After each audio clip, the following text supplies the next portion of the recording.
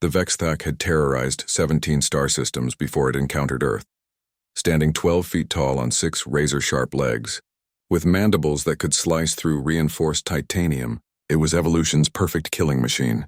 Its exoskeleton gleamed obsidian black, and its 4 compound eyes could track a dozen targets simultaneously, while its neural processors calculated the most efficient kill sequence. For 3 centuries, the creature had carved a path of destruction across the galaxy. It had single-handedly decimated the warrior clans of Rigel 7, whose berserkers were legendary for their fearlessness. It had hunted the shape-shifting metamorphs of Kepler 442b to near extinction, creatures so cunning they could mimic any form. The crystalline architects of Vega Prime, beings of pure logic and advanced technology, had simply evacuated their homeworld rather than face it.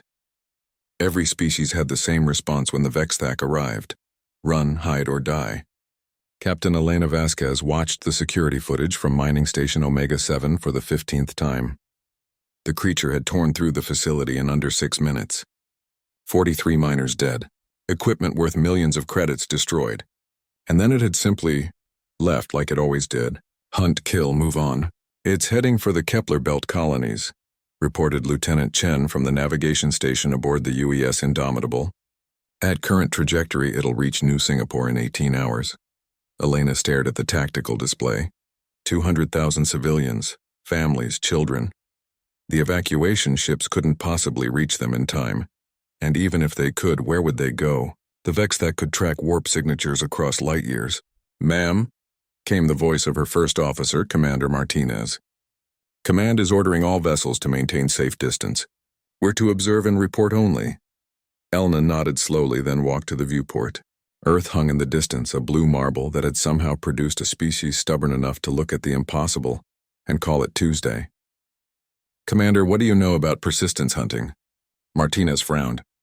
"Ma'am, before we had weapons, before we had tools, early humans hunted by simply not giving up. We'd track an antelope for days, weeks if necessary. We couldn't outrun it, couldn't overpower it, but we could outlast it. Eventually it would collapse from exhaustion and we'd catch up." She turned from the viewport, her decision crystallizing. "Set course for the creature's position. Maximum burn." "Ma'am, command explicitly ordered." "I heard command, but they're not here." "I am." Elena's voice carried the weight of 10 generations of human stubbornness. "And there are 200,000 people who are about to die if someone doesn't stand in that thing's path." The Indomitable was a small frigate, designed for patrol duty and minor skirmishes. Against the Vexthak, it was hopelessly outmatched. Elena knew this. Her crew knew this. But they also knew something that the rest of the galaxy seemed to have forgotten. Sometimes being outmatched wasn't the point. They intercepted the creature in the asteroid field between Jupiter and Mars. The Vexthak was magnificent and terrible, drifting through space in a hardened pod that gleamed like a metallic egg. Sensor readings confirmed what Elena already knew. Their weapons would barely scratch it. "Open a channel," she ordered. "Ma'am, the creature doesn't communicate with..." "Not to the creature. Broadband, all frequencies. I want everyone listening." The comm officer nodded and Elena stepped forward. "This is Captain Elena Vasquez of the United Earthship Indomitable.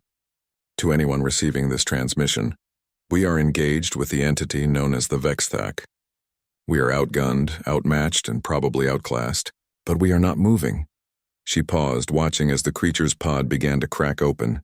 "For 300 years, this thing has cut a path through our galaxy because everyone had the good sense to run. Well, we're humans. Good sense was never our strong suit." The Vexthak emerged from its pod, unfolding like a nightmare made manifest. It oriented on the Indomitable with predatory focus. "All hands, this is the captain. Today we don't run. Today we stand. Today we show this thing what happens when it meets a species too stupid to know when it's beaten." The creature launched itself toward their ship with terrifying grace. Elena watched it approach and felt something her ancestors had felt, facing down mammoths and saber-toothed tigers. Fear, yes, but also a peculiar human satisfaction at the prospect of a good fight. "Weapons free. All batteries continuous fire. Make it work for every inch." The Indomitable's pulse cannons lit up space, each shot precisely targeted, each hit calculated to cause maximum irritation rather than damage. The Vexthak absorbed the barrage and kept coming, but Elena could see something in its movement: confusion. Its prey was supposed to run. For 6 hours, they played a deadly game of cat and mouse through the asteroid field. The creature was faster, stronger, deadlier in every measurable way. But Elena had something it didn't understand: patience built from 1,000,000 generations of persistence hunters. Every time the Vexthak closed distance, Elena pulled back, never quite running, always staying just out of reach. She used the asteroids for cover, forcing the creature to work around obstacles, to expend energy, to think instead of simply killing. And slowly, impossibly, the perfect predator began to show signs of frustration. "Ma'am," reported Lieutenant Chen, "I'm reading some kind of neural stress patterns from the creature." "It's agitated?" Elena smiled grimly. "It's learning what every other species in Earth's history had to learn. We don't give up, ever." By hour 8, the Vexthak's movements had become erratic. By hour 10, it was making tactical errors. By hour 12, it did something no sentient being had ever seen it do. It stopped. The creature hung motionless in space, its compound eyes fixed on the battered but still functional Indomitable. For the first time in 3 centuries, the perfect predator was facing prey that simply refused to be prey. And then, to Elena's amazement, it turned away. The Vexthak began moving in the opposite direction, away from the Kepler belt, away from New Singapore, away from the small human ship that had somehow redefined the rules of engagement.